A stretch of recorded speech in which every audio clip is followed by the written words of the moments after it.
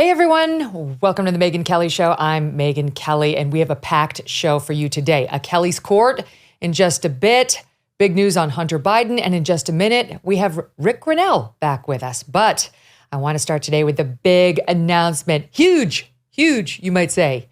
Here at the Megyn Kelly Show, we've welcomed many of the 2024 contenders.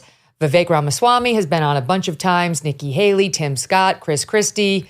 You may remember my lengthy sit down just last month or late July with Governor Ron DeSantis. Even RFKJ has been here since his announcement, as well as before. But next week, I'll be interviewing former President Donald Trump.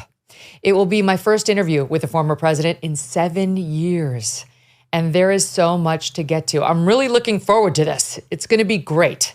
It's going to be spicy and it's going to be tough, but it's going to be good. And hopefully we're both going to enjoy it.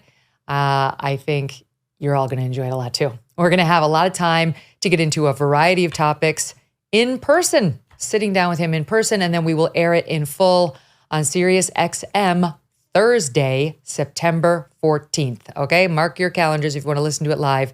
Thursday at noon, September 14th. It will, of course, then also become available a little later in the day on YouTube, Rumble, Facebook, and all podcast platforms, including Apple and Spotify, Pandora, Stitcher, etc. I'm really looking forward to bringing you this one and many more to come. I'm very glad that he agreed to do it. He's not saying yes to everyone. And to his credit, Donald Trump knows that I'm not somebody who suffers from Trump derangement syndrome like the vast majority of people in the media. But I'm also not a sycophant, so I'm not going to go in there and be a bootlicker. It's going to be fun, and he can handle it perfectly well. So looking forward to it. Hope you are too. Mark your calendar. And now, Ric Grenell, who was a key part of Donald Trump's administration. He joins me live.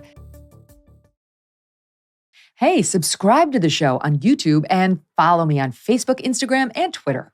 I'll tell you who the unsung heroes of COVID are. Of course, the frontline workers. But what about those businesses, those owners of businesses who hung in there and paid their employees during the pandemic? That wasn't easy. If you stayed open and paid your people, you could be eligible for up to $26,000 per employee at covidtaxrelief.org. $26,000 per employee. This is not a loan. These are government funds that you do not have to pay back. They've already been allocated. All types of businesses, including nonprofits and churches, can be eligible, but you do need to apply now because Congress may pull the funds. covidtaxrelief.org has helped tens of thousands of businesses just like yours and secured over $500 million. And unlike others, they charge nothing, zero upfront. They do all the work and then they share a percentage of the cash they get you. You did the tough thing for your employees during COVID. Now let covidtaxrelief.org help you get up to $26,000 per employee. Visit covidtaxrelief.org. That's covidtaxrelief.org. Ric, great to see you. So I'm excited for this. I think this is going to go great. What do you think? Wow, September 14th. I just wrote it down. I think it will be fantastic. So many people are going to be thinking about the last time you interviewed him. I had a flashback while you were talking about being in your studio in Fox when we both worked at Fox. And that was during the presidential. And we had so many times where we talked about different issues with Trump. And I think it's true. I think, you were tough. I think the way that you just said it is that you're not a never Trumper and you're not a sycophant. And that's, I think, great. And credit to Donald Trump. He's been doing interviews where he mixes it up and isn't afraid to get in there. So he went on CNN for God's sake. I mean, he's definitely not afraid to mix it up. Town hall with Caitlin, the whole town hall. Yeah. Like, come on. I'll tell you, it's been nuts because I saw Trump at the Charlie Kirk Turning Point event in July, and we hit it off. We had a nice sort of glad-handing moment, and I talked about it on the show, saying it was great to see him, and I talked about there's no question he has a natural magnetism. Whether you love him or hate him, that is indisputable. I'm sorry, it's just a fact. He walks into the room, even before he was president, but especially post, and there's an air that must be paid attention to. That's just who he is. It's a lifetime of celebrity and now becoming really the most famous man in the world. So I talked about it on the show and said, I'm very glad that all that nonsense between us is water under the bridge and we're just in a normal journalist covering, president or former president situation. the left freaked out at those comments. Entire podcasts were devoted to those comments, Rick. Like, oh my God, what's happened to Megyn Kelly? She's bent the knee. They need me to hate him for some reason. They need as many sort of foils to Donald Trump as they can get. And if they think you're one and you turn out not to be, they become apoplectic. It's just like a robotic chip has malfunctioned. Look, I think they're apoplectic about everything you do. They're always watching, your time at Fox, your time at NBC. They're just, I was going to say something that I would regret, actually, so I'm not going to say it. But let me just say it this way.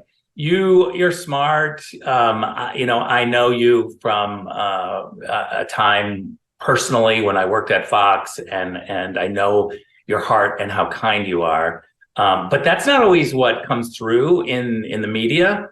They like to have a one-dimensional Megyn Kelly. They also like to have a one-dimensional Donald Trump. I've worked for some big-name politicians, Mitt Romney, John Bolton, people who are never Trumpers now. And I know the dimensions of all of these people. I try, as somebody who was on the inside with people, to not trash former bosses. Even if I disagree with them, I try to, be more positive about it. And that means giving them more than a one-dimensional look, right? The people who really know people try to give you stories and make it more than just black and white. But I always think with you, with Trump, there's a lot of people that they just try to make one-dimensional. And I think it's really disingenuous. I will say this, though. I think social media has really busted that ability of the New York Times, the Washington Post, CNN, to be able to define somebody just with one dimension. Now you've got this long podcast. You've got the ability to have a whole bunch of conversations and to show who you are, and besides just a one dimension. Not everybody is that lucky to be able to have that long conversation. But I think people who have been in the media realize that it's really disingenuous what the media tries to do. And I put Trump in both that category. For sure with Trump. I mean, it's insane. I'll say this. Somebody I really like down at the Jersey Shore, a woman I don't know well, but I see her in the store every year. And I love this woman. She's a Democrat. She came over to me and she was upset after I said that thing on my show about having seen Trump and it went so well and I was glad to see him. She was upset. And she said, I don't understand, after the way he came after you, what happened with your family, I don't understand how you can be okay with him. And I said to her, in my business, if you hold against people, especially politicians who justifiably don't like the media, that's my role. If you hold that against all those people, you're not going to have any connections, any sources, or anyone with whom you have a decent relationship. You can't be fighting all the time over big slights or small slights. And I think, if I may, it's to my credit that I'm able to put that shit behind me and move right on. That's a life coping skill that more people should have, but especially journalists who too often can't stop making it about themselves. Well, here's my problem, and I'll put you in the journalist category for this. You all build a career out of criticizing people, and then the first time you get criticized, they freak out. And that's my problem is that don't put yourself into the public sphere of criticizing everybody else if you can't take it yourself, including myself, people who run for office, people who get politically appointed to office, people who are leading the public, journalists who are on TV. I mean, gone is the day that journalists just get to, sit behind a desk and their name is on a little print report and nobody knows who they are. Now they all want, Newsmax contracts or MSNBC contracts or Fox contracts. And so if you're going to put yourself out there and you're going to be somebody who publicly criticizes people, you better be able to take it. And I love to see reporters who write criticism and then when you criticize them on Twitter, they block you. I know. I can't take one little criticism after I just wrote a whole. I don't think I've ever blocked anybody on Twitter. I don't think, unless Abigail Finan got on there and did it. I do not block people. They may annoy me, but I'm fine hearing dissenting points of view. Now, if you're like sexistly trolling me, that kind of crap, you'll get muted. You'll get muted. Yeah. But I would never give somebody the satisfaction of blocking them. Why would I?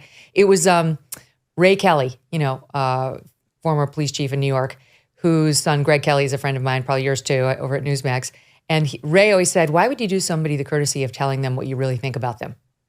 Someone you really don't like. Why would you do them the courtesy of like showing that they have this power over you? I love that advice. Okay, so let's talk Trump and let's talk Biden because there's news on both. I want to get to what Mike Pence is saying about Donald Trump. It's extraordinary. Mike Pence is coming at Trump now and his sort of populism in a way that completely ignores the fact that he was Trump's vice president. Like, he's coming at him like he's brand new to politics and I stumbled upon this weird populism I can't support. You were his vice president. I'll get to it. Got to start with the Biden polls. CNN releasing a poll that led its own anchors to start a show this morning with oof when it comes to Joe Biden and these numbers. 67% believe the Democrats should nominate someone other than Biden. That's up from 54% in March. Only 39% job approval rating. That's down from 41% in July, which was already bad. It was 51%, by the way, in March of 21. So now it's 39. Fewer than half of Americans believe Biden cares about people like them. Only 33% describe him as someone they would be proud to have as president. And 1/4 of the electorate, only 26%, believe Biden has the stamina and sharpness to serve effectively as president. That's down 6 points just from March. These are stunningly bad numbers, Rick. Yeah, look, I'm the wrong person to ask this. I've done 7 presidential races. I'm old. And let me just say this. You are not old. I don't think there's a single time that I've been on a presidential race, and I've done 7, where we don't have a moment where the media say, oh, I hate both people. I wish somebody else was running. Both candidates are bad, and polls about, both of them are bad. Look, it's the system that we have. I think Joe Biden is terrible. I think he's going to lose on gas prices alone. And yesterday, he's taking away even more of the supply. And so what I believe is that people feel this. People feel this because they have to, gas up every single week. They go to the grocery store, and these are just the fundamental issues they see. Now, the media likes to, try to make it about trans issues or abortion and all of that. I actually think that people are more concerned about their everyday ability to pay for gas, pay for groceries, and to pay for their kids' soccer practice and the everyday things that people are supposed to pay for. So I think he's done. And I'm somebody who believes that the Democrats, who are so calculating and so united, will wait until it's 2 weeks before the convention, and then suddenly something will happen to Joe Biden, and he won't be able to continue. And they'll take it to the convention, and there'll be a fight with Gavin Newsom and the vice president. And lo and behold, we better come up with a third person, and the unity candidate will be Gretchen Whitmer from Michigan, and she'll make it all about abortion. Ooh. That's what I think is going to happen. She won big. She made it about abortion. They want to put the first woman president. They're not going to go with a straight white male again. They'll get completely crucified if Gavin Newsom is the guy. And I'll say this lastly. I live in California. I know Gavin Newsom. I relish seeing him in a swing state. He's going to get slaughtered. This whole idea that somehow he is electable is a joke. He doesn't even work in swing counties in California. They keep him away from San Fernando Valley. They keep him away from Palm Springs. He doesn't go to places that are not hardcore left. He goes from San Francisco to LA and little parts of San Diego, and that's it. That's so funny, because I really think the love affair with Gavin Newsom starts and ends with his hair. They're like, he's good looking. He's got nice hair. And then you actually take a dive into California politics and the policies that he's signed off on and pushed, and you recoil. Like the very Midwesterners they might get if they go with Gretchen Whitmer. I love this theory. This is actually very interesting to me. Would hate what Gavin Newsom is doing to children in California, parental rights. I mean, we could go down the list. But that's how is it? I don't know if you know the answer to this, but is it as easy? Would it be as easy as at the Democratic National Convention, Biden says, thanks for the memories, but I'm bailing. And then would you please put your support behind Gretchen? And then the Democrats just vote on her? Like it can all happen right then and there? Of course. These people are not interested in transparency or an actual election. They are interested in keeping their power. So what's going to happen? I believe that this is absolutely going to happen. They realize they cannot put Joe Biden forward, but they don't want to have a messy primary. They'll spend a lot of money and it'll be crazy. The elites are just going to pick. I mean, they do this all the time at their convention. They shut people up. Remember the famous moment at the convention? I was there in Charlotte when Mayor Villaraigosa was up on the platform and they were voting on something, and it was it was a vocal vote, and it was about Israel versus Palestine. And immediately the whole crowd was like pro-Palestinian, and he was like, "Oh, the eyes have it for Israel." And we like moved on. I was there too. I remember. So blatantly, obviously a lie. But the media, they just dutifully regurgitate everything. So yeah, they're going to do this. The elites will get together at the convention and they'll spin it as like, oh, it was too late. And so this is the rules of the convention. We got to come together, and then they'll just hoodwink everybody. Okay, now you say probably they recognize Kamala Harris's weaknesses as well, and that's why they'd go with somebody like from the Midwest, which is Michigan's a very important state, Wisconsin a very important state, and all the swing states are a little bit more moderate than the politics of Kamala Harris, who's like a Gavin Newsom Jr. would support. There is, however, Kamala Harris's incredible oratory abilities, her rhetoric, and its inspiration to millions of Americans. There's a new chapter on that front today. Ric Grenell, here she is, inspiring us all about unclear. Take a listen.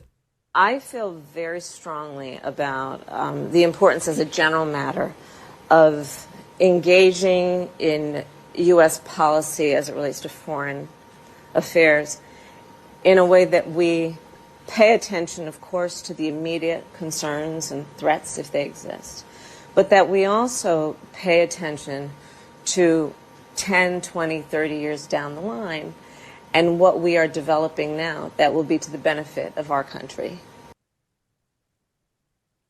What? I mean, so she can't.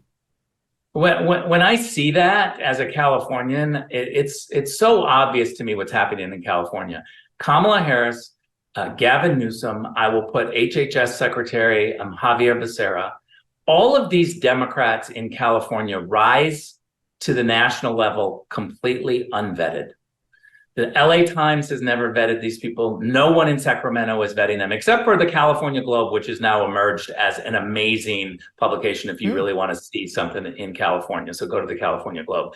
But everybody else is literally just singing the Democratic songbook. And these politicians, they get on the national stage.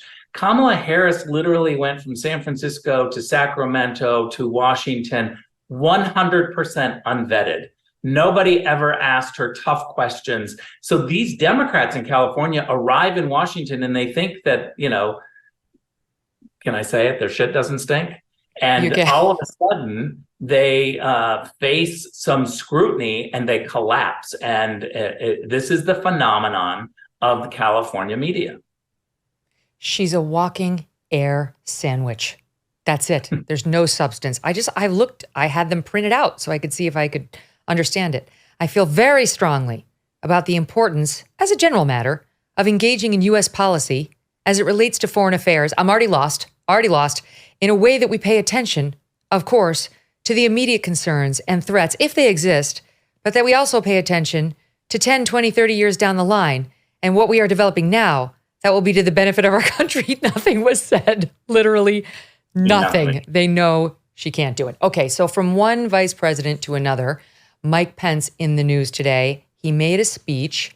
And look, it's a speech that reflects what a lot of people within the Republican Party believe, which is that there's a hard line to be drawn between sort of an old conservatism and the new populism that Trump brought to bear.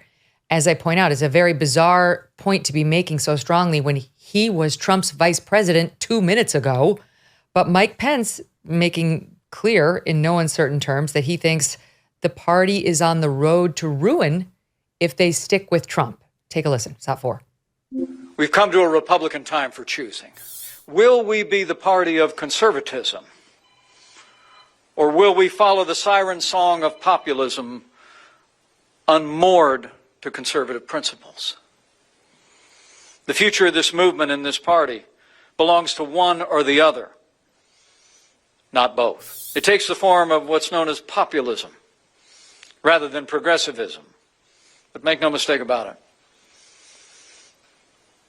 those ideologies are fellow travelers on the same road to ruin. The truth is, the Republican Party did not begin on a golden escalator in 2015. Long before that day, it was forged and defended and defined as the conservative party in America. And so it should ever be. What do you make of it? It's hard for me because I want to stay positive towards Mike Pence.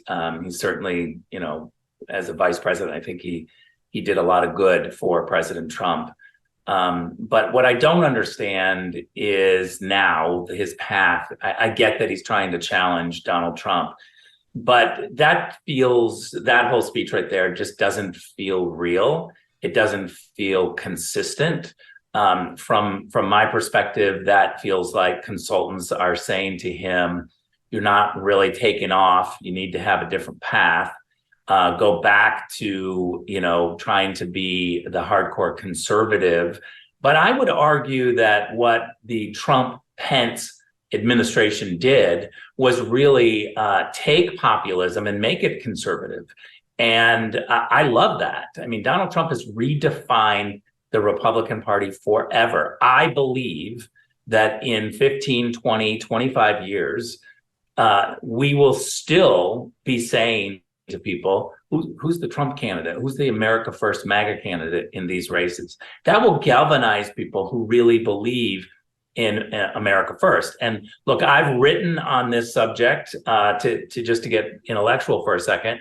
I've written on the idea that America First policies and populism are actually conservative principles. I wrote a very long piece for Carnegie Mellon University. It's still up on their website. You can Google Carnegie Mellon and Ric Grenell and find that piece. There's probably a lot of hit jobs on me when I was there, so you have to look. But there's a piece that I wrote about America First and what it means to populism versus conservatism. And I think Donald Trump threaded that needle perfectly and will forever define the Republican Party as a party. And what does that mean, Megyn? That means going for the union voters, going for everyday Americans, not the elites. Now, we're having this discussion. I think Pence is right about this. We are having this discussion that many of the elites, I saw a mutual friend of ours kind of defending elites yesterday and going after populists. But I think that this is an argument that's happening. He's clearly taken a different side. I think that's a dead end because the Republican Party has been redefined towards populists who are conservative, like working class families. I'll finish with this. First and second generation Americans are the most vocal supporters of Donald Trump. You ask yourself, why is that? Why are first and second generation Americans? Why do we have a lot of Latinos that are switching over to Trump? A lot of people who came from countries that were fascist. And the reason why is they came here to live the American dream. They love capitalism. They love human rights. They love the rule of law. And they're watching our media completely act like their media were from the countries that they left. And they are canaries in the coal mine for the rest of us saying, you're losing this American dream. You're losing America. That is a populist group that I think is now conservative, Republican, Trump supporters. I never want to see those people leave. Yeah, well, that's the thing. And the economic policies are in large part what pulled them over. Even the New York Times has a poll out now showing how Biden is hemorrhaging support among the groups you just mentioned. And it's why the Times concludes that despite Trump being under 4 indictments and so on, he's tied pretty much at worst in most of the head-to-head matchups with Biden. In many, Trump is ahead. And the Times is scratching its head trying to figure out, how can this be? And their conclusion is right along the lines of what you just said. They're Nate Cohn writing up consistent signs of erosion in Black and Hispanic support for Joe Biden.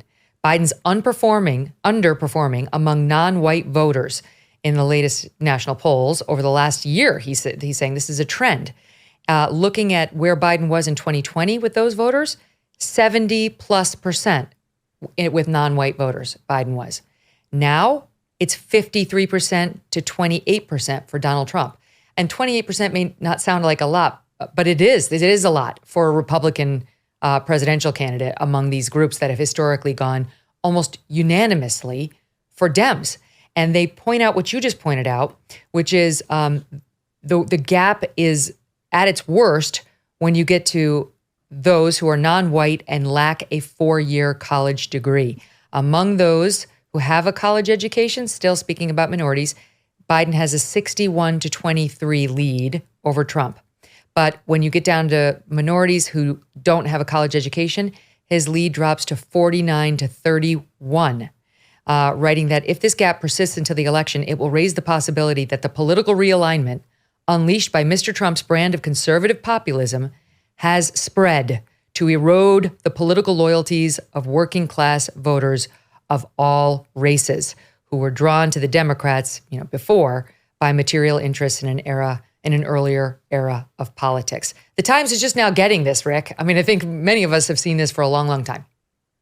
Yeah, look, I think the trajectory has been there from 2017 when Trump took over. It's just a shock, right? There's a lingering effect by the time people realize, oh, wow, he really is for the working man. And remember, the media has been completely against him and trying to go against that argument.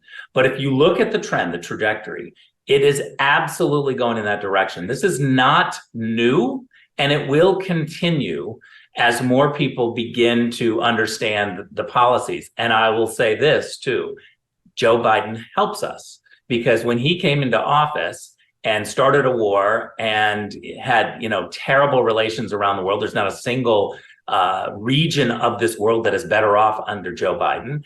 Grocery store prices, gas prices, as I talked about, all of those things are convincing people that Trump's policies were way better. And I'll finish with this. Remember, just, if you take Phoenix and Atlanta and Philadelphia and Milwaukee, 4 cities, and you look at what the numbers were in terms of Biden-Trump votes, it was a sliver. Now, we can come up with 3 or 4 reasons of why that will be different in 2024, but I'm convinced, going back to our previous conversation, that the Democrats see this, the media sees this, and that they must dump Joe Biden, but they don't want to have a crazy primary season. And so they're trying to figure out what to do. And we'll see what happens right before the convention. Well, to me, the most interesting thing about that New York Times report is that Mike Pence doesn't appear to have read it.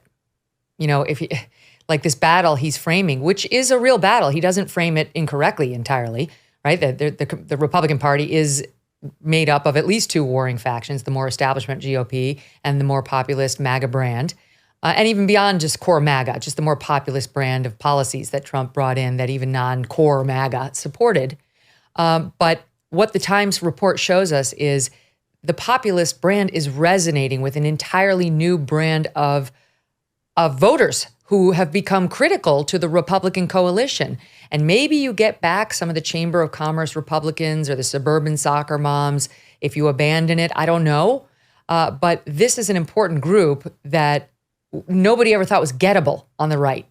And I don't know how Mike Pence accounts for that in his argument about where the party should go. All right, wait, let me turn the page, because Jim Messina, who ran Barack Obama's campaign, his reelection campaign, he spoke to Politico. And he's saying that the Democrats need to chill out. Biden's got this. He's like, I see the warning signs that you're worried about. I see. And we have to worry about like third party candidate, Dem spoilers. But the economic fundamentals are strong, saying commentators predicted a recession that never came, and that the White House still has 9 months to change bad perceptions about the economy, because voters' views about the economy are only baked in by the June prior to the November election.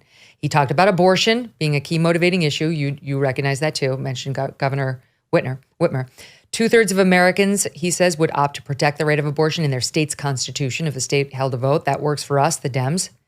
And then he says Biden's path to victory is centered around 7 key states, and says the last 2 elections were dangerously close, but he still likes their party's chances. Nevada, Arizona, Wisconsin, Michigan, Georgia, Pennsylvania, North Carolina. Do you agree those are the states?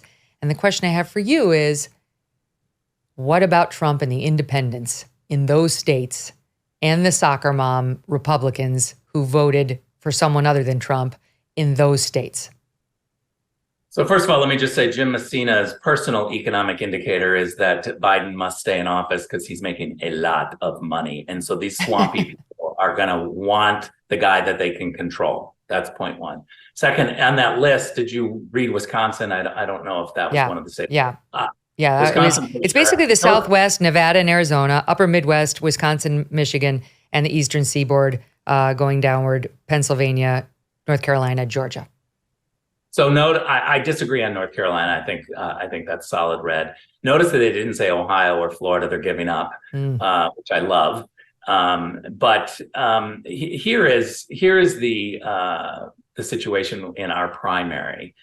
We've got a lot of people who you referenced Pence. I would point to DeSantis. We've got a lot of people in the Republican primary that are dialing back a lot of these really good policies from President Trump.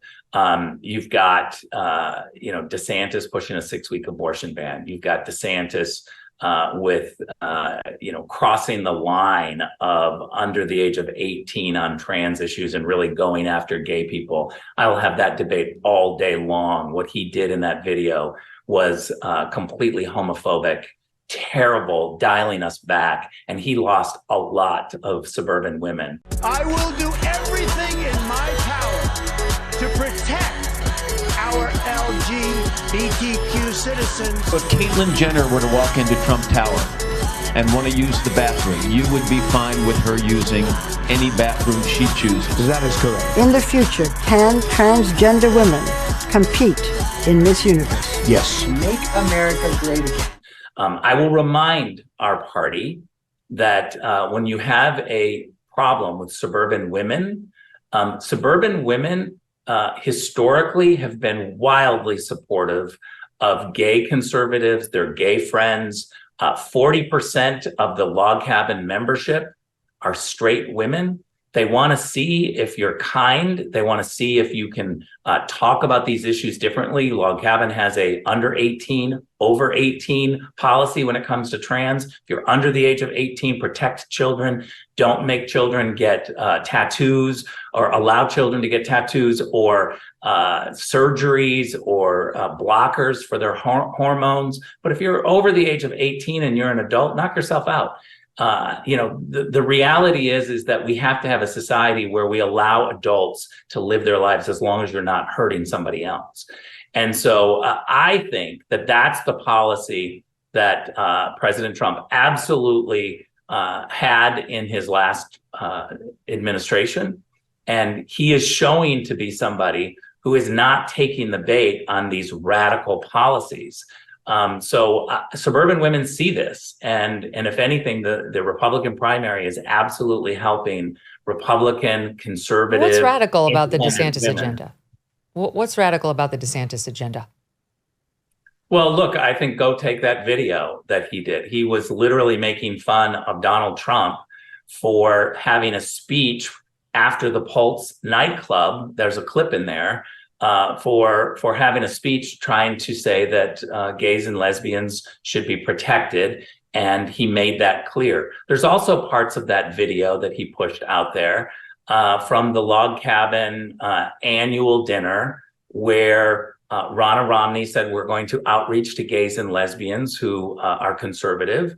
There's a whole bunch in that video that crosses the line. That wasn't just about protecting children under the age of 18. That was going after gay adults. That's unacceptable. I've worked way too hard in my career to allow a presidential candidate to dial us back like that. I believe that Ron DeSantis ruined his chances for 2028. Nobody wants to see a homophobic take over the Republican Party again. And I know I'm going to get attacked for this, but the reality is that he was wrong.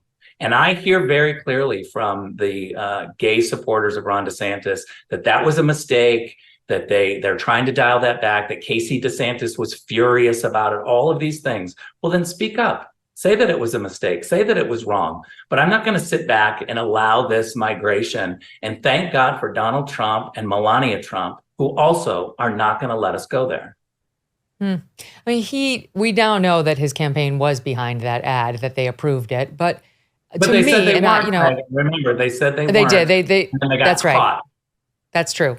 To me, that ad overall seemed aimed at the trans community and the push for trans rights, and suggesting Donald Trump had been an early leader in standing up for trans rights, saying Caitlyn Jenner could use the women's bathroom and trans women could be in his beauty pageants.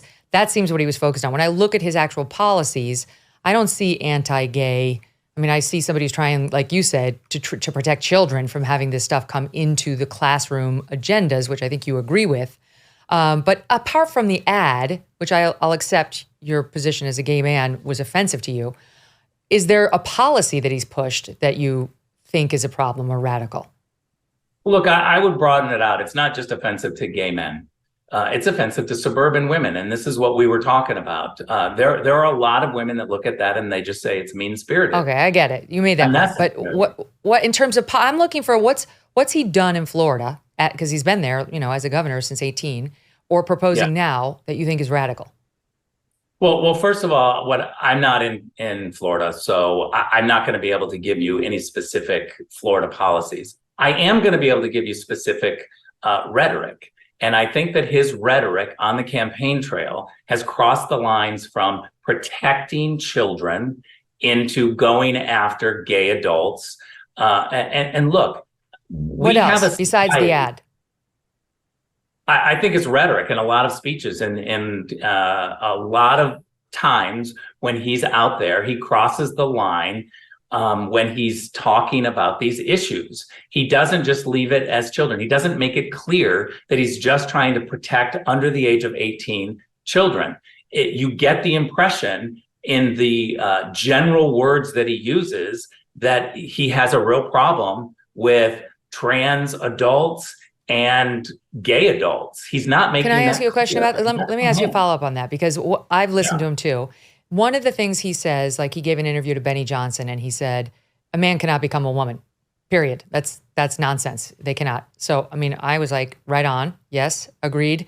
And he's also, when it comes to adults, trying to keep men who are posing as women out of our spaces. So yes, he's very focused on the children, but he's also, with adults, he doesn't want to see males coming into women's spaces, even at the adult level. So is that something that you agree with? I feel like you would agree with that. Yeah, of course. I don't want to see biological men competing in women's sports. Neither does Caitlyn Jenner. I think there's a difference between you're detecting like a belief of his that you feel like there's a hatred there or a bias. No, I disagree. I don't think it's just a feeling. I think that it's much more than a feeling. It's his own words. He has not done a very good job of trying to make it clear that adults get to be adults and choices that they make. He may not agree with, but there's a difference between saying, I don't want biological men in women's sports and I don't want them in bathrooms, which I think most people agree with. I think that's an overwhelming belief. But you have a responsibility when you're talking about these issues to make clear that people as adults get to make choices that you may not agree with. Otherwise, if you don't make that clear, then you're going to look like a bigot. You're going to look like a homophobe. You're going to look like a hater. You're going to look intolerant. And that's where he is, to be honest. And I think a lot of women feel that. I will go to my grave saying that the reason why Ron DeSantis imploded is because in the beginning, and I know a lot of these donors, a lot of them from California, who jumped on the bandwagon of supporting DeSantis. They did it because they thought, oh, here's a guy who's just, common sense going to stick to economics. And then he went into social policy that was way too conservative, and they became uncomfortable. He imploded because they got to know him. And I don't know if it's his advisors or if they regret that, but what would you say is the reason that Ron DeSantis completely imploded? He was skyrocketing, and then I think it's that video where people saw him as a radical social policy person who really, left a bad taste in a lot of people's mouths. And we saw a lot of donors dial back and leave him. I think Ron DeSantis is not a very strong retail politician, even though he's a very smart policy guy. And I think he'd be a great president. I do. I just think it doesn't come naturally to him. He doesn't have that natural, forgive me, Governor DeSantis, charisma that somebody like a Trump has. Here's what I would push back It's very on. hard to get any oxygen or attention or resonance when Trump is in the race. Go ahead. Yeah, I would push back on that because he's been governor for 4 years. He was a congressman. Everybody knew that he didn't have a lot of charisma. A lot of donors met with him, and I know they would walk out and they'd say, "Oh, he's not very personable. He didn't ask about me, and he's boring." I mean, there was all of that beforehand, but he still got the excitement of running for president and raised a lot of money from donors. And I think the more donors got to know that he was a radical social policy person, that they didn't like it. And, our party has changed. Our party has completely moved. And I'll finish with this. There's not a single elected Republican in Washington that could come out and be anti-gay and survive. I think that. Well, thank God. Thank God for that. Yeah. We've come a long way. I am one of those suburban women who supports the gays and gay rights, but the LGB needs to separate from the T because there are different issues down there in the other corner. Ric Grenell, always a pleasure. Thanks for being here. Thanks, Megyn. All right, up next, Kelly's court. Have you heard what's happening in the Alex Murdaugh case? OMG. That guy legitimately might be getting a new trial. We'll talk about it next. It's time to start taking care of your liver now. More than ever. But why? Because the latest data from the American Heart Association shows that adults with fatty liver are 3.5 times more likely to have heart failure than those without. The American Liver Foundation says that 100 million Americans have fatty liver, which means many people are at risk. We throw everything at our livers, right? Cholesterol, alcohol, toxins, statins. That's why so many people have a sluggish, fatty liver that makes us gain weight and lose energy, among other things. For decades, your liver has helped you with over 500 key functions daily. It's time you consider helping your liver out. Liver Health Formula is an all-natural supplement which contains 12 botanicals that help recharge and protect your liver. Manufactured in the USA and approved by American doctors, over 2 million bottles of Liver Health Formula have been sold already. And viewers of our show can take advantage of this special offer now. You can try Liver Health Formula and get a free bottle of omega-3s to keep your heart healthy. Join their happy customer list. Visit getliverhelp.com/Kelly and claim your free bonus gift. That's getliverhelp.com/Kelly. Kelly's court is back in session and the docket is jam-packed. Let's get right to it because the case of Alex Murdaugh is imploding.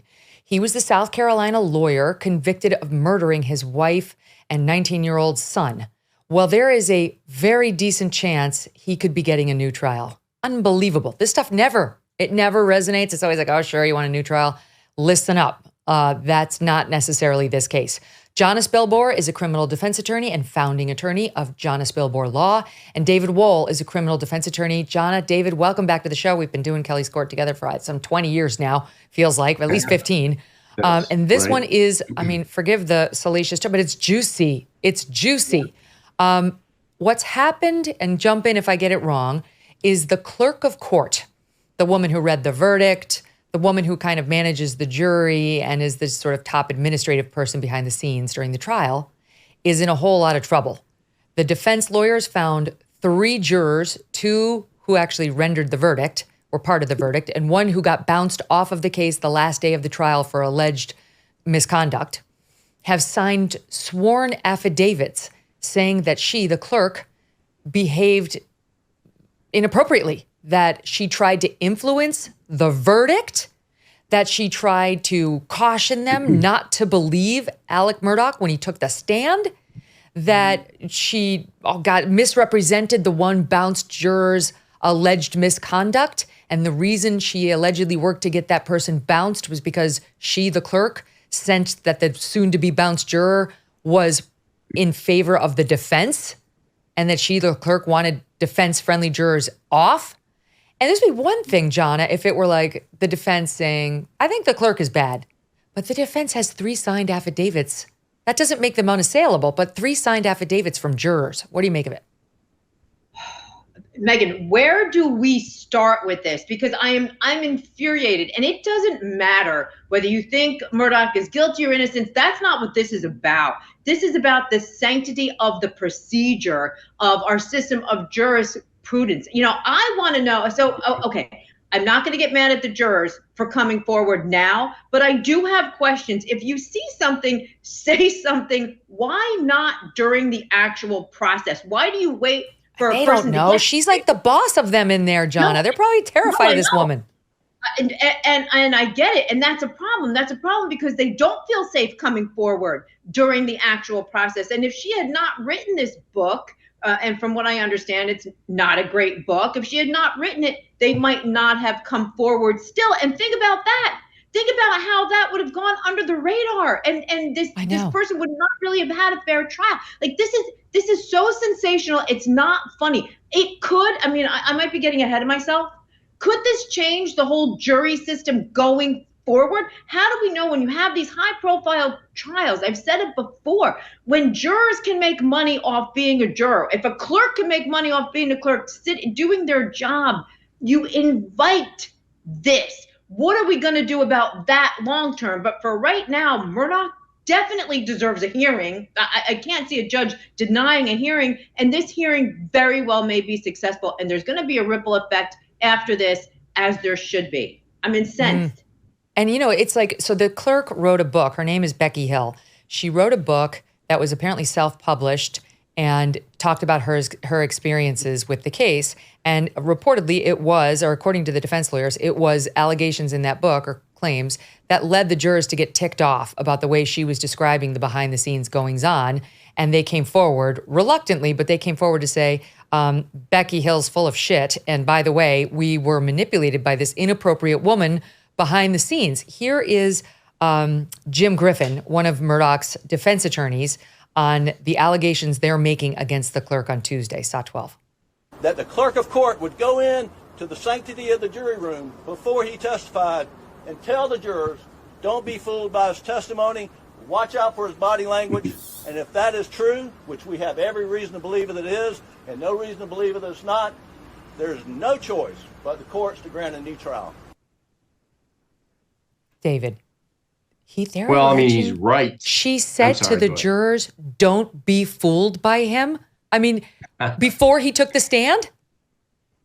Yeah, Megyn, I mean, if that happened or even something close to that happened, that's jury intimidation. And in all 50 states, that in and of itself is a crime, which is going to make it difficult when they have an evidentiary hearing for a new trial and the defense calls Becky Hill to the stand and she takes the fifth, which I assume she's going to do. That alone will prompt the judge to grant a new trial. I mean, this is something that you might expect to take place in a banana republic somewhere in the third world. But if this actually happened, Megyn, the only person who's supposed to be having contact with the jury is the court bailiff. And the court bailiff will lead the jury from the courtroom to the deliberation room, lead them from the courtroom out to their cars, or during deliberation, he'll get a note from the jury if they have questions or they have concerns, or there's some kind of problem in deliberation, the court bailiff is the only person that has contact with him. For the clerk to have that kind of contact, any kind of contact, is inappropriate. So yes, if there's even a fraction of what is claimed that took place, there will be a new trial. And, we may that have could to open the do door this for the whole defense thing all over again, which will definitely inure to the benefit of Alex Murdaugh, who was surprised by a couple of things at the trial. We can go through it, and we will. We'll take a quick pause before we do, squeeze in a break. Where did you learn about money? Budgeting, saving, investing, and spending. If you're like me, it certainly wasn't in school. My parents did the best they could, but now I would like my kids to be better at money matters than I was at their age, which is where Busy Kid comes in. Busy Kid is an interactive money management app for kids and teens to help them learn how to earn, save, invest, and spend money wisely. It gives them real-life experience and allows parents to still be a safety net with approvals and monitoring. The more kids earn, save, invest, and spend on the app, the more they build healthy financial routines to use as adults. Busy Kid is great for kids and teens 5 to 17 years old, and everyone gets a personalized debit card to learn how to shop and manage invisible money. Busy Kid is offering a limited time special for our audience right now, 20% off a family subscription. So for less than $4 a month, this app and card can transform how your kids think about and use money. To start, download Busy Kid and enter the promo code MK to get 20% off. Again, download Busy Kid and then use the promo code MK for 20% off. There's even a 30-day guarantee. All right, so let's get into some more about what they're alleging this woman did, this Becky Hill. By the way, just in case the audience is curious, this is Becky Hill on her post-verdict media tour, so you have a sense of what she looks and sounds like. I'm the one that read the verdict of Alex Murdaugh, and I was a little, my breath was knocked out for a moment, but then I have to tell myself to treat this just like any other trial, any other verdict that I have to read. And I have to place my mind there and take out any other personal relationship. Oh, Becky, if this really was you treating this just like any other trial, how many trials now are going to be opened up, David? How many other, you're a criminal defense attorney. If you had a client and she was the clerk, wouldn't you be going back in there right now? You'd be trying to find every juror to say, what'd Becky say to you in our case? Oh, absolutely. She has opened up a can of worms bigger than she can imagine. All the defense attorneys who practice in that courthouse are now going to engage in an investigation. And Megyn, in all likelihood, the presiding judge of that courthouse will do so also, order that an investigation takes place, because how many verdicts were altered by that kind of tampering with the jury in cases where she thought one side or the other should win, and so her input was critically important. Wow, this is, practicing law 34 years, I've never seen anything even remotely like this. There's going to be, like I said, there's going to be a new trial, any way you look at it. And there's going to be 2 new trials. There's going to be a trial for Mr. Murdaugh, and there's going to be a trial, People versus Becky Hill. She's going to be the defendant. All right, two things. Number one, these are allegations. Number two, she denies them. So far, all she said is that they're untrue, and we'll hear from her and her defense, I'm sure, at some point soon. Number three, there are no criminal charges against her yet. However, Murdaugh's lawyers have sent a request to the South Carolina U.S. Attorney's Office to open up a federal investigation into what they say was the violation of Alex Murdaugh's civil rights. And if they can prove jury tampering here, Jonna, potentially there would be a crime committed by her. That's if they can prove it, but that's not really what our court is about. Our court is about whether the first guy accused of a crime, Alex Murdaugh, gets a new trial because of these allegations. So here's just a little bit more meat on the bones. Details from their motion, which had to be filed with the appeals court, asking for an evidentiary hearing on their allegations. That would be the next step. To get a hearing, the judge who oversaw the trial would probably be a witness in this proceeding. So he probably, the judge we all fell in love with, he was like totally measured. He probably won't be the judge, be somebody else hearing these allegations. And this is what is alleged. She instructed jurors not to be misled by evidence presented by Murdaugh's defense. Hello. The scales of justice is supposed to have a little blindfold over him. That she told jurors not to be fooled by Murdaugh's testimony in his own defense. That she had frequent private conversations with the jury foreperson, who it's also alleged she manipulated into getting that role, that the jury actually wanted somebody other than this person, but that because Becky wanted this foreperson, they got it. That she asked jurors their opinions on Murdaugh's guilt or innocence. My God, the impropriety of it, if true, Jonna. And that she pressured jurors to come to a conclusion in their deliberations quickly, allegedly telling them they would be taken to a hotel for the night if they didn't come to a verdict, and did not allow smokers to take smoke breaks until deliberations were complete. And on top of all that, that she furnished false information about that one juror she thought was pro-Murdaugh to the judge, which did result in that juror being booted on the last day of the trial. The lawyers allege that Becky Hill targeted that juror because she thought the juror was a possible vote to acquit. Specifically, they claim that Becky lied to the judge about an alleged inappropriate Facebook post. Well, a Facebook post that alleged inappropriate conduct by the juror.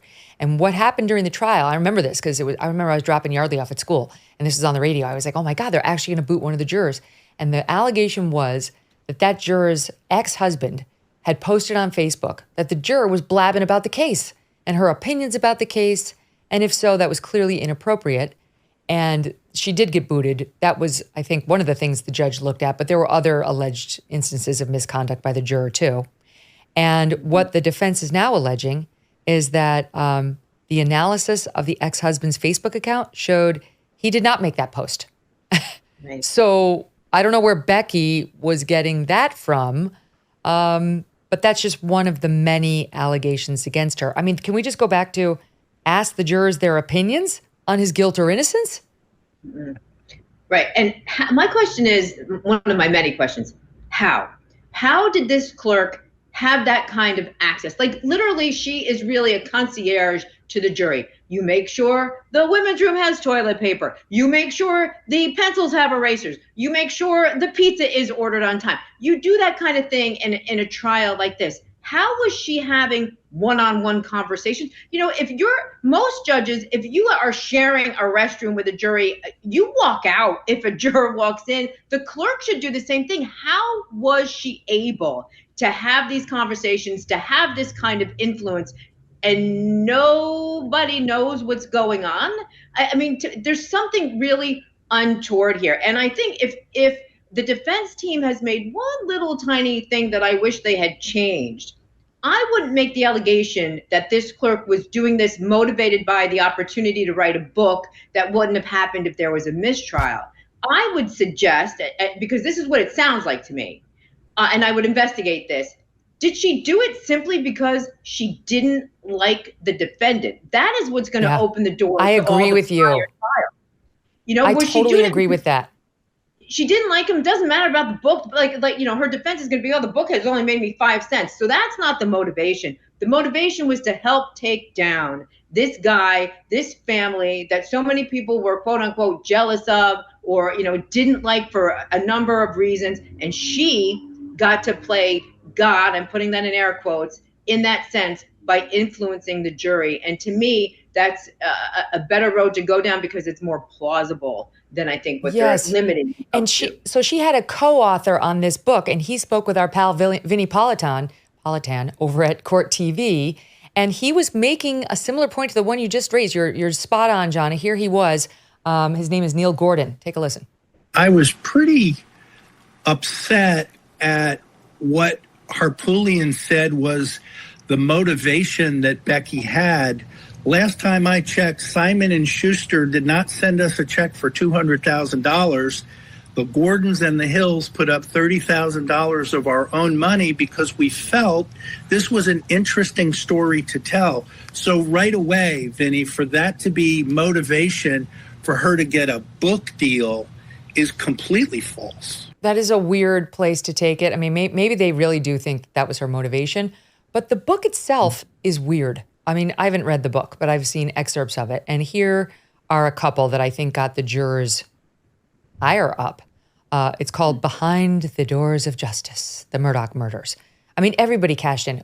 Have you ever seen a clerk of court write a book?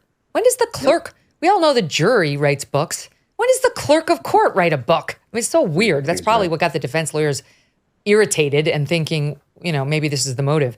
But here's what she writes. She talks about when they went to visit the murder scene out at Moselle, where they lived, the Murdaugh family, and this is where the pair were murdered.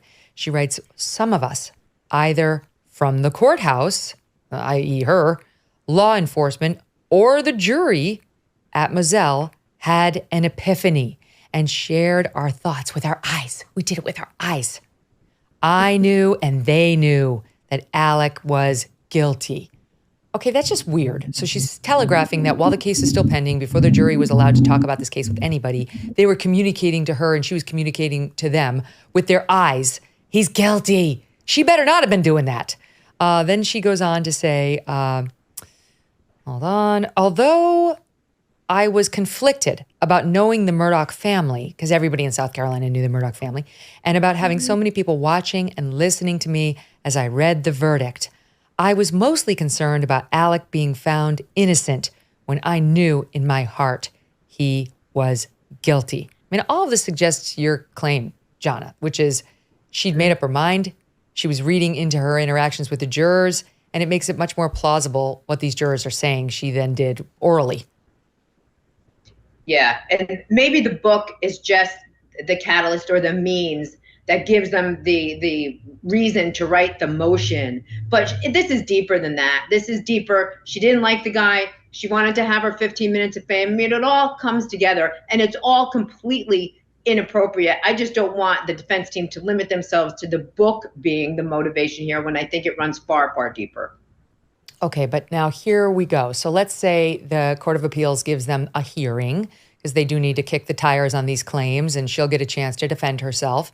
And let's say the Court of Appeals orders a new trial for Alec Murdaugh. I mean, extraordinary. He's serving 2 life sentences right now. The prosecution decided not to go for the death penalty. Serving 2 life sentences. One of the critical moments of the trial, David, was that when he took the stand in his own defense. And a lot of us were shocked he did it. And he did come across as a liar. And one of the reasons many of us believed he chose to do it, and some would argue had to do it, was because he was caught in a lie prior to the moment he got up there. What happened was he initially said to law enforcement, I was nowhere near there. I was not near the kennels at Moselle when my wife and my son were murdered. I wasn't there. I had taken my car to go visit my ailing mother. And he didn't know that at the kennels at Moselle, his son had taken a video and sent it to a friend showing something about the friend's dog that was in the kennels and posted on Snapchat, or it was either posted or was sent to the friend. My memory's failing at the moment, but it clearly showed Alec Murdaugh's voice. And they knew it was him. Hold on a second. Here it is. We have it. SOT 17. Hey, he's got a bird in his mouth. Bubba. Hey, Bubba. It's a guinea. This is a chicken. Come here, Bubba. Come here, Cash. Come here, Bubba. Cash. Quit.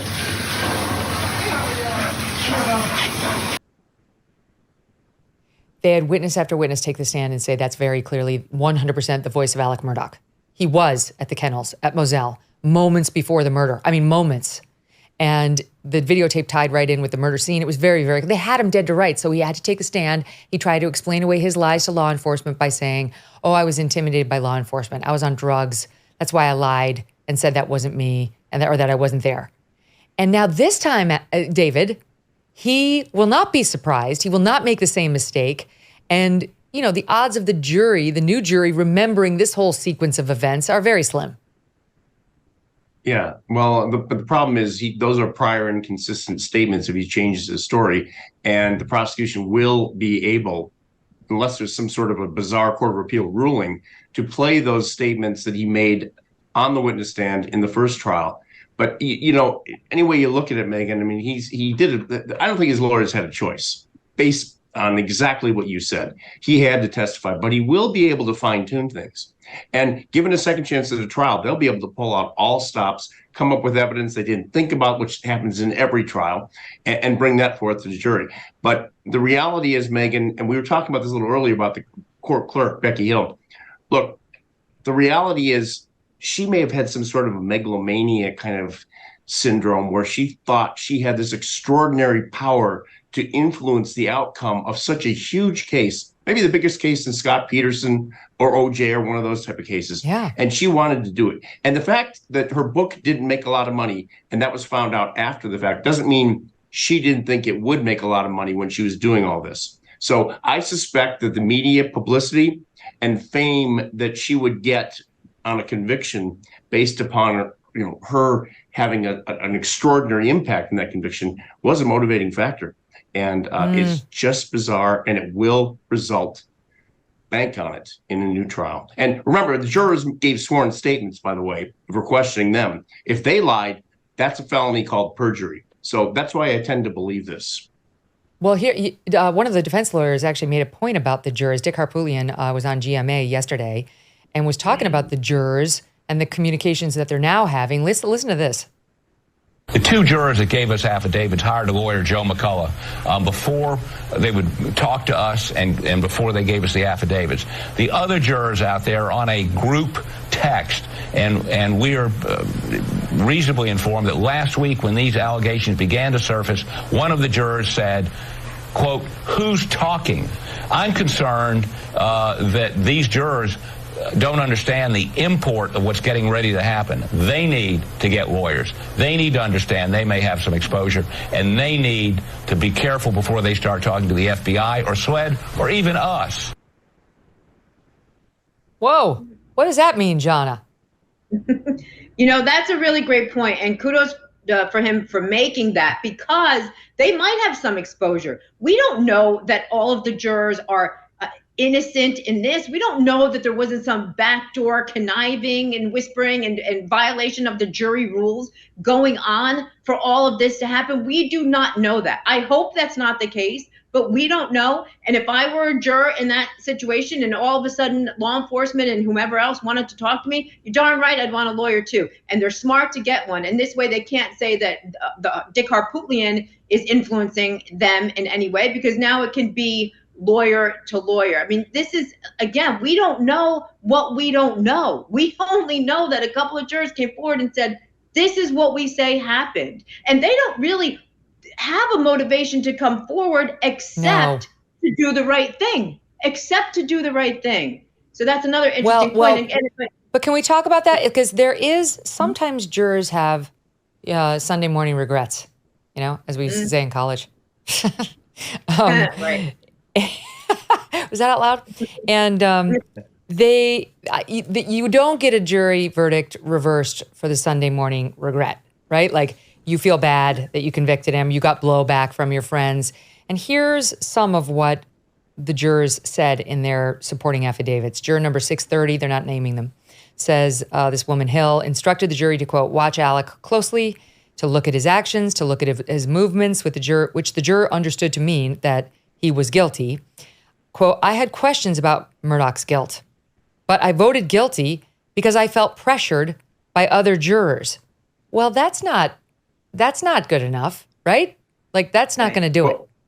Well, that Megyn, in my view, in my practice, that would certainly be strong grounds for a new trial, motion for new trial. If I tossed that in and the juror said this was not actually my decision, my verdict, it was just that I felt pressured. Okay, what caused the pressure? What was said to you that caused the pressure? Yeah, that would be sufficient grounds, certainly, for a motion for a new trial. Don't they all pressure each other to get to a unanimous verdict? 12 angry men, it happens. Well, the pressure, but in the way you said it, it seemed to be a little bit inappropriate, that type of pressure. If it's just, listen to this or listen to that, or are you sure this is the way you think? That's fine. But right, exactly. Okay, that's interesting. Here's juror 741. Who says Ms. Hill told the jurors right before the defense put up their case, quote, y'all are going to hear things that will throw y'all off. Don't let this distract or mislead you. And on and on. I read some of the other allegations. The standard is interesting. I initially thought they're not going to get a new trial unless they can prove there would have been a different result. That's not the standard, because the evidence against him was overwhelming. I mean, I think all three of us believe the guy did it. That's not the standard. Here is defense attorney Jim Griffin explaining what the relevant legal standard is in SOT 13. That's not the legal test. The legal test is the subject matter prejudicial to the defense? It's not would it have made a difference in the outcome? Was the subject matter of the improper private conversation material to the defense? When the subject matter is, and is reported under oath by these jurors, it was a direction on how you should receive Alex Murdaugh's testimony. You should look at him. Don't be fooled by him.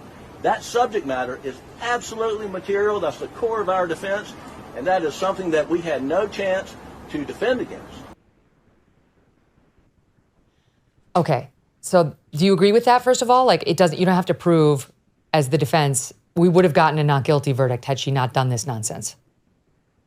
I actually disagree with that. Sorry, David. I think he's sort of on, but there is another element to it. First of all, it has to be evidence that you didn't know before the trial and that you couldn't have known during the trial. And obviously something going wrong with jury deliberations would fill that bill. But also it doesn't have to definitely change the outcome. It has to be likely to change the outcome. Then there's a strong possibility that the outcome could be changed based on this newly discovered evidence. So it's along the same lines of what his defense team is saying, but there is that element of, would it change the outcome? Could it change the outcome? Not will it change the outcome?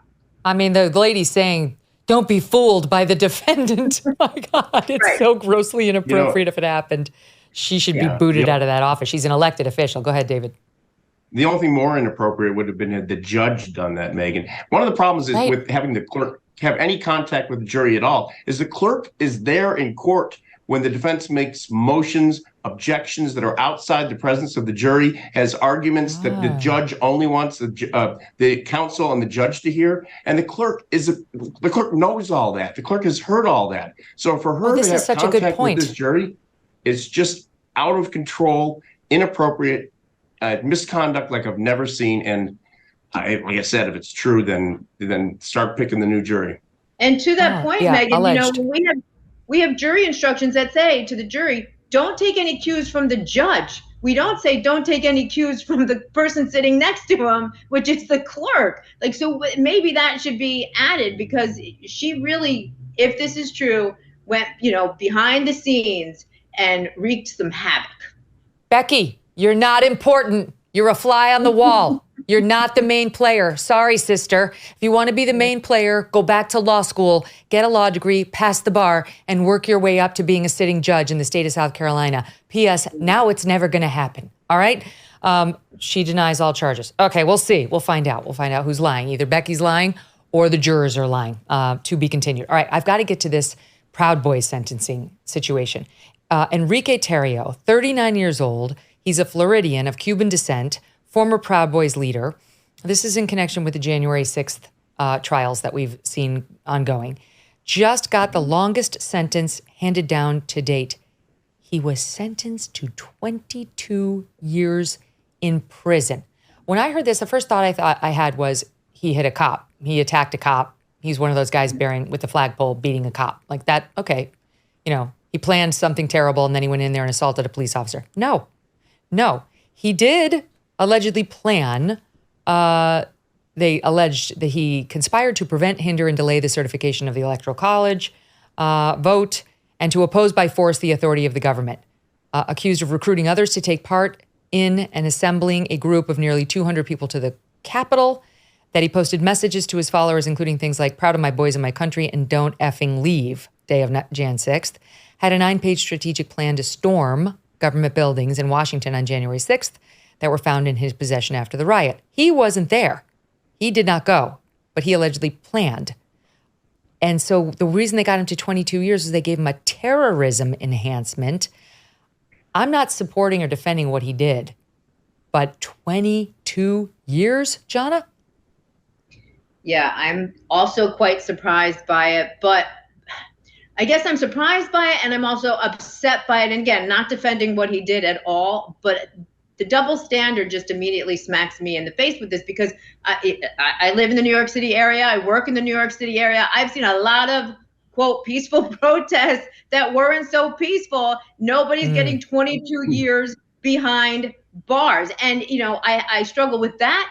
and everybody's First Amendment right to stand up and rise up and express themselves in ways that they disagree with what's going on. And the total double standard here just doesn't make any sense to me. And again, it's infuriating.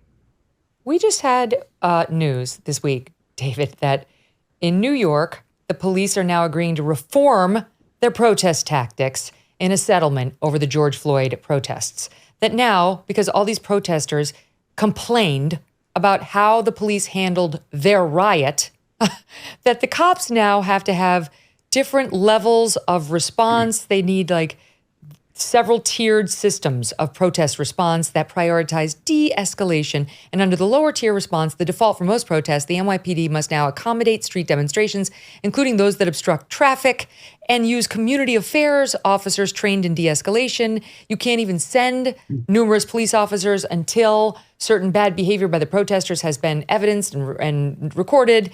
They got $35 million from the New York City officials because of their alleged claims of police misconduct. This also happened, what was it? It was just out in Denver. They settled with police protesters in the George Floyd thing for $4.7 million. The protesters in the George Floyd stuff are getting paid millions. The protesters on January 6th are getting 22 years in prison. Yeah. And how many cities have made huge settlements with the Antifa rioters that went around and burned down and destroyed cities in the summer of 2020 over political issues? Political issues. They did not go to jail. At least a lot of them didn't. They rather banded together and convinced far left city leaders to pay them out millions. I mean, clearly, Megyn, in New York, the inmates run the asylum. I mean, there's no other way to put it.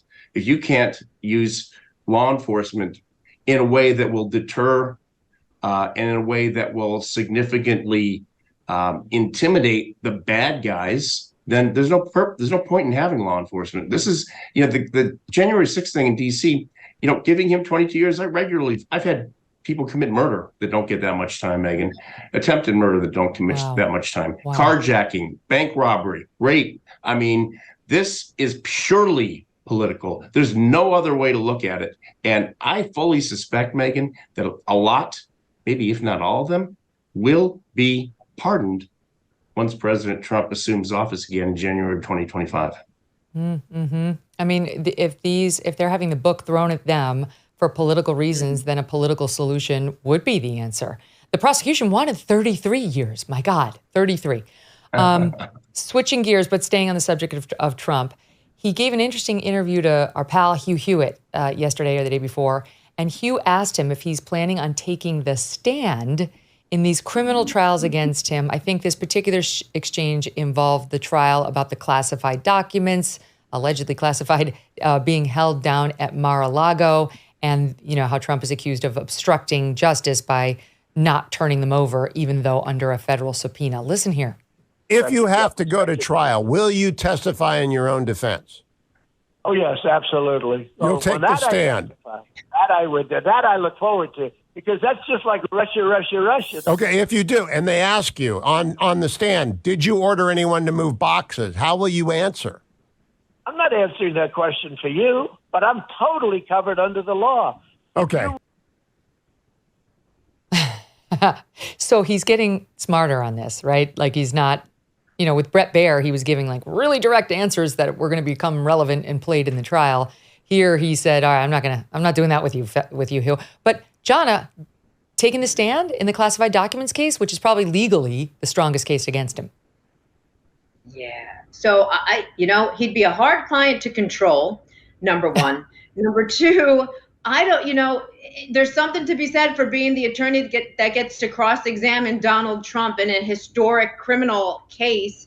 Number three, I think at the close of the prosecution's case, would you make the decision then whether or not your client has to testify? Will he listen to that? Where will we be? When will this trial be in terms of, the political season? Like this is all crazy. It's all crazy. And if I had my way, I don't want to go off subject here, but I really wish all of his defense teams would be fighting this procedurally so that we don't see 4 trials coming down the pike before we all vote in the next election. I really wish they could do something there if they intend to do that. Otherwise, I'm 99% certain that this man will take the stand in his own defense in all of these trials, whether his lawyers want him to or not. Well, right now, the scheduled cases are this one in Georgia. They wanted it. I mean, two of the folks are going to be tried in October, including Sidney Powell and another lawyer. They're going to be tried October, next month. Trump wants his case to be severed from theirs. He does not want to go that quickly. Then the classified documents case that we're talking about, May 20th, that's set for, of 24. March 4th, the day before Super Tuesday, is the election interference case set to start in Washington. That's the January 6th case against him. And March 25th, just a little later that same month, will be the New York State ridiculous Stormy Daniels hush money case if these dates hold. So they want them all to be held before the election because, of course, these are political. So what do you make of it, though, David? Like, Megyn, will his state of mind be relevant, and will he actually take the stand? Because I realize, yes, you could cross-examine Trump, but you could also try to spend your day nailing down Jell-O, and you probably have the same success. Yeah. I think, Megyn, unfortunately, on one hand, he will have to take the stand because no jury will accept him not taking the stand, even though there is a juror instruction that says specifically you're not to consider the fact that the defendant did not take the stand. He has to. I mean, he's Donald Trump. He's the president of the United States. He's 45. He's likely to be 47. And he'll have to. But remember, we're a long way from doing any trials. There are going to be demurs. There are going to be motions to strike, motions to dismiss, appeals of those motions all the way to the Supreme Court. Do not count on any of these trials taking place in 2024. It's just not going to happen. I totally agree with that. Did great on the it's so witness easy stand. to delay. You guys know, as defense lawyers, it's so easy to delay the trial. Is it not? Am I wrong? I mean, I didn't practice criminal law, but it's certainly in civil law. It's so easy to postpone the trial. So, I mean, won't it be in these cases as well for a criminal defendant whose rights are, constitutional rights are very much at issue? You would think it would be, but when you have some of these judges that seem to be on siding with the prosecution when they're not supposed to be that at all, they're supposed to be neutral arbiters. But when they have a political agenda too, and you know that all of these are politically motivated, look at the timing. Like this, you couldn't write a script as salacious as what's going on with Donald Trump in these 4 criminal cases. You just couldn't do it. But a good judge, a neutral judge, regardless of their political affiliation, would be granting the time it takes. Look, this Georgia trial, or the one that's scheduled for October, the trial is going to take longer than they have to prepare for the trial. That's completely unfair and unheard of. So it's ridiculous. You're right. I know it's completely ridiculous. Yeah, I just think all the appeals he's going to have to make, especially down in Georgia, on whether it should be severed, on whether it should be held in federal court, and all the associations they're trying to make, and we'll see. You're right. You make a good point. If a neutral justice jurist were in charge of all 4, I don't think any would get tried before November, but of next year. But he does not have neutral jurists in charge of these cases. David and Jonna, what a pleasure. Love having the dream team back together. The OGs. Megyn. We love being here, Megyn. I'm speaking for you, David. Sorry, we love being here. Anytime. Love being on. And Megyn, congratulations on your massive success. Well deserved. Yes. Very well deserved. Thank you. Thank you. And thanks for being a part of it. Love you both. See you soon. Love you. And coming bye-bye. up, Mike Baker is back on the show. Looking forward to our conversation. Stay tuned. Junk science. That's what the doctor called many of those fruit and vegetable supplements on the market. Junk science because they use extracts of common produce department fruits and veggies with few health benefits. But I want to tell you about Field of Greens. Field of Greens is different. They use the whole organic fruit and vegetable, not a watered down supplement. And it's backed by a better health promise, which I'm going to tell you about. Each ingredient in Field of Greens was scientifically chosen to support vital organs like heart, lungs, and kidney health. Others support your immune system, blood pressure, metabolism, and healthy weight loss. Their better health promise is simple. The next time you're at the doctor for a checkup, if the doc doesn't say, hey, you're looking healthier than before, you get your money back. That's a deal right there. So let me get you started with 15% off. Visit fieldofgreens.com and use my promo code MK. That's promo code MK at fieldofgreens.com. Joining me now, Mike Baker. He's a former CIA covert operations officer, and he's also the host of the newly relaunched President's Daily Brief podcast. Mike, welcome back to the show. Thank you very much, Megyn. I appreciate it. Thank you. It's great to see you. Okay, so and welcome to PDB. I always screwed up, Presidential Daily Brief, whatever. It's what the president gets every day, and now Mike Baker is bringing it to you, courtesy of his time at the CIA and elsewhere.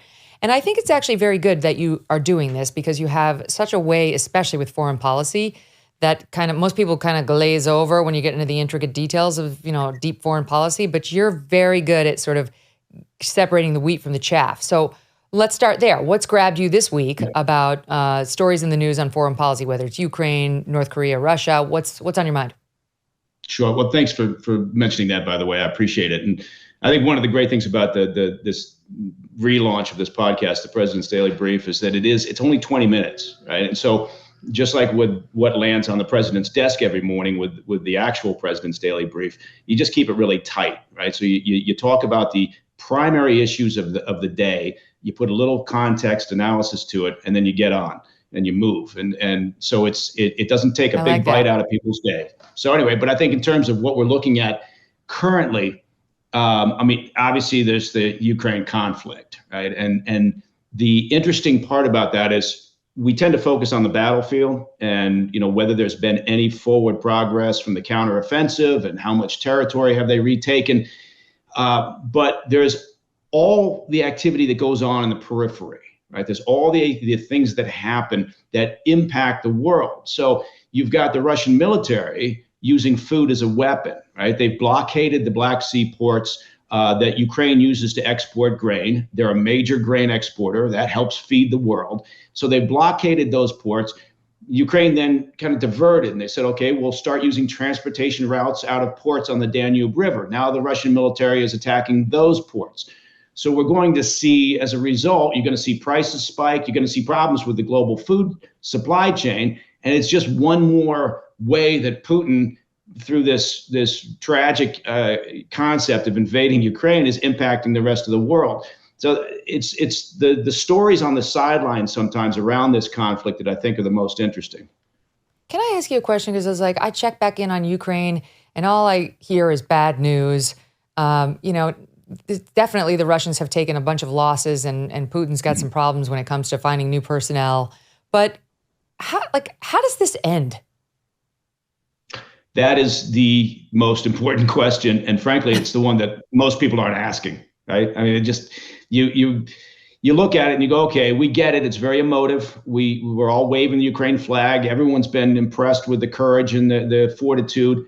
NATO has shown terrific resolve, right? And in fact, Putin played the NATO angle completely wrong, right? And he started this invasion in part to show how weak NATO is. And he was hoping to fracture NATO. And of course, he had backfired completely on Putin. Now NATO is unified. They've added to their membership. But despite the emotion, despite everyone saying, yes, of course, Ukraine needs to win. Of course, Zelensky is saying the obvious, which is when we take back all our territory, including Crimea, that's when we've won. But the reality is that we need to be having some pragmatic discussions about what a settlement looks like, because the idea that Putin will willingly give up Crimea in particular it's just not in the cards. No and way. So no. We're at day 550 plus in this war. We're entering the winter season, which means soon we'll be in the third year of this conflict. So God. Your question is spot on, and it doesn't distract or it doesn't take away from the bravery and the courage and the importance of what is happening there with Ukraine, but it is the real world where you have to ask those questions. Meanwhile, two of our foes, Russia and North Korea, are getting cozier and cozier. And despite North Korea's promise not to arm the Russians in connection with this battle with Ukraine, they appear to be getting ready to do it. And so our U.S. National Security Advisor, Jake Sullivan, warned NOCO that providing weapons to Russia would not reflect well on North Korea. What do you make of that? Yeah, well, I'm sure Kim Jong Un, probably the dear leader, probably sat there and goes, he's right. This is not going to reflect well. So we have to rethink our position. Going to be on our permanent record. Yeah, they're gonna send us a harshly worded memo. So yeah, I think the relationship that's building, right, this blossoming romance between Putin and Kim Jong Un over the recent past. It makes sense from a strategic point of view for both sides, right? Mm-hmm. So Russia needs to resupply their weapons inventory, their munitions in particular. Their stockpiles have been depleted at an incredible rate. And North Korea is one of the few places they can turn to at this point. North Korea, on the other hand, needs hard currency. They need food. They need energy. So that part of it makes sense. It doesn't make it any less worrisome, but it is not unexpected. And now you have, sitting over the top of that blossoming relationship, you have China. And, according to some South Korean intel sources, Russia recently suggested that North Korea join China and Russia in joint military exercises. So that relationship needs to be watched very carefully. That's a nightmare. That's a nightmare triad that we'd really like to avoid of some of the world's worst actors. Another thing I know you guys covered, and this is, of course, on the minds of a lot of Americans as of last month, but the 2-year mark of losing our 13 service personnel in Afghanistan and the disastrous withdrawal. A book has come out, a journalist, Frank Foer, and it's called The Last Politician. And it writes about what went down as that one piece of tape that we all saw was airing, with the plane leaving the tarmac out of Afghanistan and these civilians and translators and kids trying to hold on to the exterior of the plane as it took off. It was absolutely devastating. And they reveal that at the time, Anthony Blinken was chilling in the Hamptons. Press Secretary Jen Psaki was beachside with her family. However, after seeing that footage, she made the executive decision to cut her beach time short and return to the White House. So it appears they were all over it, Mike. They were ready. I mean, that happened in the middle of the withdrawal. It was very foreseeable that danger was coming to our personnel, our military, and our friends over there. Yeah, it was right in the thick of things, right? President Biden had taken off for Camp David. 3 days later, right, Ghani, the head of Afghanistan at the time, fled because he was rightly concerned about his own safety. So like the coward that he is, he took off. So Biden was sitting in Camp David. Now, admittedly, you can do command and control from Camp David. It's got that capability. But yeah, our Secretary of State's in the Hamptons. Our primary White House spokesperson is sitting on the beach. How tough is it? And this is not a ding against a particular administration. Any administration, right, that's looking and is staring down the barrel of a withdrawal from a war-torn country where we know our foe is knocking at the door, right? It was no surprise at that point that the Taliban was moving on Kabul, right? So how tough is it to cancel leave and say, you know what, everybody, all hands to the pump, we're sticking around the White House because this thing may head south very quickly. So they didn't do that. I think it's just an indication of sort of the level of sophistication of their national security team and the advice they were getting at the time. The idea that somehow the Afghan military was going to hold together. Look, we knew for years that we were having the same problems that the Russians had, the Soviets had when they were in Afghanistan, right? Corruption, poor morale, leadership problems, command and control. They couldn't hold the urban centers, right? They couldn't hold the countryside. I mean, we repeated some of the same problems that the Soviets had. The Soviets spent 5 years trying to get out of Afghanistan because of the same problems we experienced. So it was not the best time to be. Insightful look. Yeah, it was a very insightful look by the author. Yeah, exactly. I mean, even here we cancel our vacations when there's a presidential debate. Never mind something like the withdrawal of our troops from Afghanistan. Let's talk about Hunter Biden. Now there is news today that he will be indicted in connection with the gun case this month. The Speedy Trial Act requires the government to obtain the return of an indictment by a grand jury by Friday, September 29th. At the earliest, they believe they will do it before that date. I mean, hello, finally. And where are the rest of the charges? And of course, all of the main big charges are they're barred. they're untimely now. Yeah, this is I mean, the gun charge aside, although I think there's an interesting little sidebar story here where the defense team for Hunter appears to be looking at the strategy of saying that, you know, prohibiting or preventing a drug user or, you know, from owning a weapon is unconstitutional. So if they push that, that's going to run completely counter to the White House's efforts to, you know, be more aggressive in gun control. I'm not sure how they're going to square that loop, but the bigger story from my perspective is just the failure of the vast majority of the media to focus on what is clearly a money laundering operation, right? I've got a company that does global intelligence and investigations all around the world. We have done countless asset tracing and fraud investigations and looking at single purpose companies set up all around the world for the purpose of just funneling cash to obfuscate the flow of those funds. And essentially that is money laundering. So when you look at the years that it's taken for this investigation to look at what the Biden family, right, led by the key bag person, Hunter Biden, to do, I've got investigators that could have wrapped this up and presented I-2 charts with all the links and all the evidence within 6 months or so. It's just astounding that there's no real curiosity about this problem. There's no desire, of course, right, by this DOJ to actually get to the bottom of it.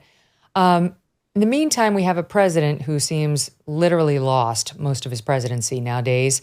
And it came up this week when he very clearly bailed from a Medal of Honor ceremony with prematurely. He walked out before it was over and before the benediction. It was a very clear error. You could tell he was lost. And now Karine Jean-Pierre, the White House press secretary, is trying to spin the moment, which got coverage everywhere, internationally.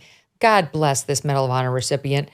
He deserved better. Here's her spin on it. It was all part of the plan, basically. SOT 9. He left as planned. He left when there was a pause in the program in order to minimize his close contact with attendees who are about to participate in a reception. Oh my God, Mike. She's trying to blame COVID.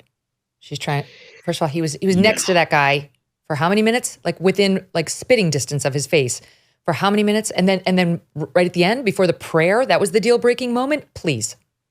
Yeah, no, you could tell, and you pointed that out. You could tell on everybody's faces they were perplexed, right? This wasn't a planned departure, and you know, KJP is doing everything that, you know, a spokesperson has to do. You know, she's got a tough job. I think it's a terrible job in a situation like this where you're trying to defend something rather than just being honest and saying, well, you know what, the president had a moment. But of course, you're not going to say that. We're going into an election year, and the striking thing is survey after survey recently has shown that it's not just the Republicans that are concerned about his acuity, right? And it's not an age thing because you've got incredibly sharp 85, 90-year-olds out there. It's an acuity issue. It's your ability to perform your responsibilities. And the Democrats are almost as concerned as Republicans are about this. But look, we got a vast number of 80-plus-year-old politicians. We just keep voting for them. We keep sending them back, whether they're Republican or Democrat. And, you know, part of the problem, I think, is we've never talked about term limits in a serious way before. And maybe it's time. I mean, are there, you know, at the law firm where I used to work, there were limits you had to get out. I'm trying to remember. I think it was it age 60? I never even got close. You couldn't be a partner anymore. You could sort of be emeritus, you know, you could be of counsel, because they understood that the mind stops sort of working at its sharpest at a certain age. Was it like that in the CIA? Because that seems more important to me than my law firm. I don't know. Are there any age limits across government? Sure. Yeah. There's no thought to keeping somebody on at 80 years old in the operations directorate, right? I mean, look, we retire pilots at a mandatory age. We remove CEOs from major corporations in their mid 60s. We take board members off of boards when they get to a certain age. We rotate out senior military officials. Politics seems to be the only place where we're willing to let somebody stay until they die in place. And it makes no sense whatsoever. And again, it's not a Democrat or Republican thing. Look at Mitch McConnell. He's got issues, right? So we need to have a serious discussion. And maybe the focus on this is meaning we're moving in that direction. Mike Baker, good luck with the Presidential Daily Brief. I look forward to listening to you on there. Thank you very much, Megyn. I sure appreciate it. Oh, it's great to see you and hear from you again. Okay, to be continued. Thanks to all of you for watching and listening today. Before we go, I want to tell you happily that you will be hearing me for a while longer here on Sirius XM. I've signed a new contract with my friends, and I'm thrilled. We hit the 2-year mark here at Triumph today. I love, love, love the people at Sirius. Honestly, in all the news world, full of scared, spineless cowards, Sirius XM is not among them. They truly believe in free speech, in free and open and honest debate, provocative though it may be. And they've never interfered with our editorial. It's a joy to partner with them. I'm privileged to be part of the brand, and I thank all of you for helping continue us in our joint mission here with them. Talk to you tomorrow.